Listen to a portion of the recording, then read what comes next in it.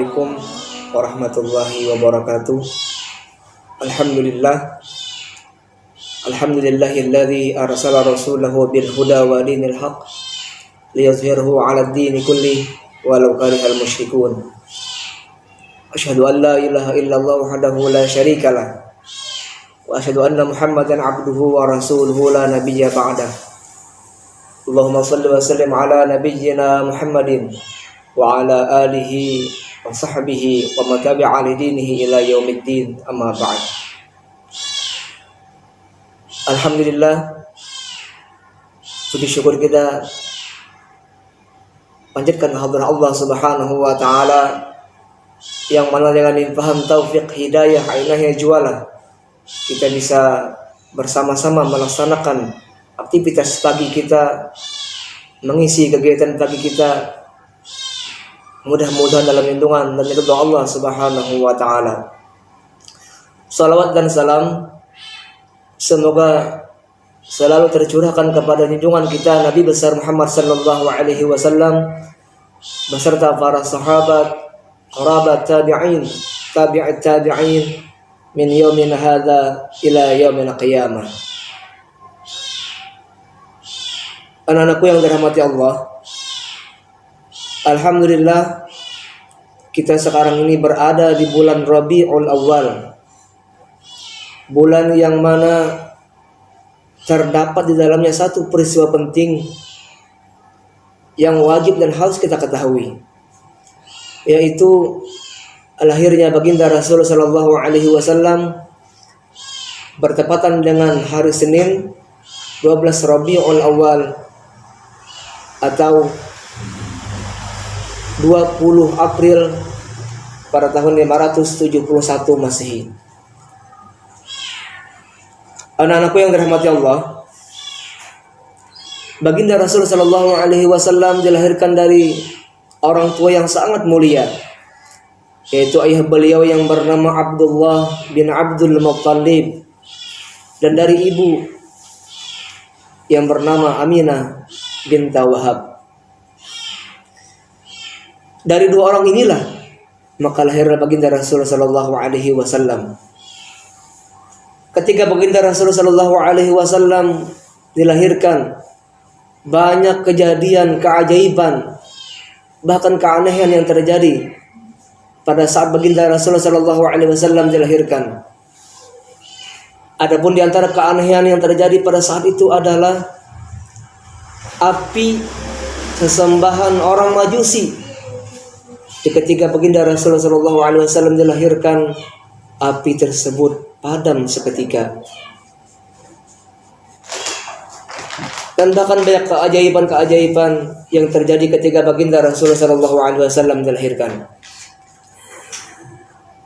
Adapun setelah baginda Rasulullah lahir, paman beliau atau orang yang selalu memusuhi beliau ketika beliau menjadi rasul, saudara daripada ayah beliau yaitu Abu Lahab, mendengar ketika keponakannya lahir, maka Abu Lahab memerdekakan budaknya yang bernama Suwaibah untuk menyusukan kepada keponakannya tersebut, sehingga Suwaibah yang asalnya budaknya Abu Lahab menjadi merdeka dengan lahirnya baginda Rasul sallallahu alaihi wasallam.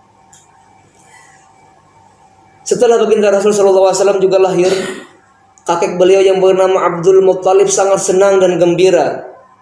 Dan karena syukurnya, beliau menggendong bayi kecil tersebut dan membawanya mengelilingi atau tawaf di sekitaran Ka'bah. Bukan untuk berhala, tetapi untuk Allah Subhanahu wa taala. Maka saat itu orang-orang Quraisy bertanya kepada Abdul Muttalib, "Ya Aba Muttalib, wahai Abdul Muttalib, siapa nama putra Abdullah tersebut?" Dijawab oleh Abdul Muttalib, "Aku kasih nama dia dengan nama Muhammad." "Wahai Abdul Muttalib, kenapa engkau tidak mengasih nama dengan nama nenek moyang kita?" Karena nama tersebut asing bagi mereka. Nama bahasa Arab yang diartikan dalam bahasa Indonesia, Muhammad adalah orang yang terpuji. Abdul Muthalib pun menjawab, "Kukasih dia nama Muhammad tersebut agar dia menjadi orang yang terpuji, menjadi orang yang terkenal di langit maupun di bumi." Anak-anakku yang dirahmati Allah, belum sampai cerita, bahkan banyak cerita-cerita lagi yang mengisahkan tentang keajaiban-keajaiban yang terjadi ketika baginda Rasulullah SAW dilahirkan. Adapun orang yang membidani ketika Rasulullah SAW dilahirkan adalah Ummu Syafa, atau orang tua ibu daripada Abdurrahman bin Auf. Ummu Syafa adalah orang yang membidani Aminah ketika melahirkan baginda Rasulullah SAW. Anak-anakku yang dirahmati Allah, selang beberapa hari baginda Rasulullah SAW dilahirkan. Pada saat itu kalangan bangsa Arab sudah berlaku tradisi yang baik, yakni mereka mencari wanita-wanita desa yang bisa menyusukan anak-anaknya. Anak-anak itu disusukan di daerah pedalaman agar terhindar dari penyakit, agar mereka memiliki tubuh yang kuat, dan mereka dapat berbahasa Arab dengan bahasa Arab yang murni dari pedesaan. Tak lama kemudian, ke Mekah datanglah serombongan wanita dari kabilah Bani Sa'ad mencari bayi untuk disusui. Di antara mereka ada seorang ibu yang bernama Halimah binti Abu Zu'aib, atau bisa kita kenal dengan nama Halimatus Sa'diyah namanya. Halimah pun berkata, "Wahai suamiku, tahun ini sungguh tahun yang kering. Tak ada tersisa sedikit pun hasil panen di kampung halaman kita. Coba lihat, onta kita tidak lagi menghasilkan susu, sehingga anak-anak menangis pada malam hari karena lapar. Semoga kita mendapatkan bayi seorang bangsawan yang kaya dan dapat memberikan kita upah yang layak untuk menanggulangi kesengsaraan ini." Namun harapan mereka tak terkabul. Hampir semua bayi yang ada di Mekah saat itu, anak-anak bangsawan, telah diambil oleh teman-teman serombongan mereka. Kenapa demikian? Karena onta yang mereka tunggangi dari kampung Bani Sa'ad menuju Mekah, ontanya sangat tua dan lemah, sehingga mereka tertinggal di rombongan. Dan rombongan yang terdahulu mendapatkan bayi-bayi anak-anak bangsawan yang kaya. Sedangkan mereka datang ke Mekah, datang dengan terakhir. Harapan mereka tak terkabul. Hampir semua bayi yang saat itu ada di kota Mekah sudah habis. Namun hanya ada tertinggal satu bayi yang dipeluk oleh seorang perempuan. Mereka bertanya kepada perempuan itu, "Siapakah bayi ini?" Dijawab oleh perempuan tadi, "Wahai wanita dari Bani Sa'ad, anak ini namanya adalah Muhammad. Ialah anak yang yatim, hanya dipelihara oleh kakek dan ibunya, Aminah." Halimah dan suaminya Al-Haris saling berpandangan dan menggeleng-gelengkan kepala, seakan-akan mereka enggan mengambil akan bayi tersebut. Tetapi mereka berjanji dalam hati mereka, mereka tidak akan pulang ke kampung mereka sebelum mereka membawa bayi dari Mekah.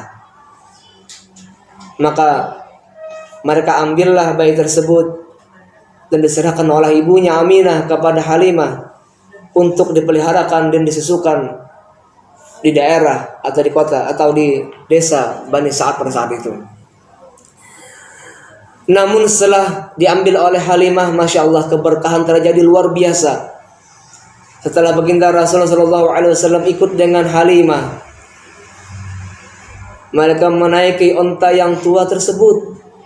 Seketika onta pun menjadi gembira, onta pun seakan-akan menjadi kuat, dan Halimah beserta suami dan digendongannya Halimah ada seorang bayi yaitu Rasul sallallahu alaihi wasallam. Onta yang mereka buat bersama-sama dengan Rasulullah, onta itu menjadi kuat, dan jalannya yang asalnya lambat menjadi cepat, sehingga mereka melewati rombongan-rombongan dari kawan-kawan mereka dari kampung Bani Sa'ad dengan sangat cepatnya. Sampai-sampai kawan-kawan rombongan mereka berteriak, "Oh ya Halimah, wahai Halimah, tunggulah kami. Kenapa kamu menjalankan ontamu sangat cepat sekali?" Halimah dan suaminya tidak berpikir demikian, karena mereka hanya memikirkan bagaimana caranya agar bisa sampai ke kampungnya dengan cepat.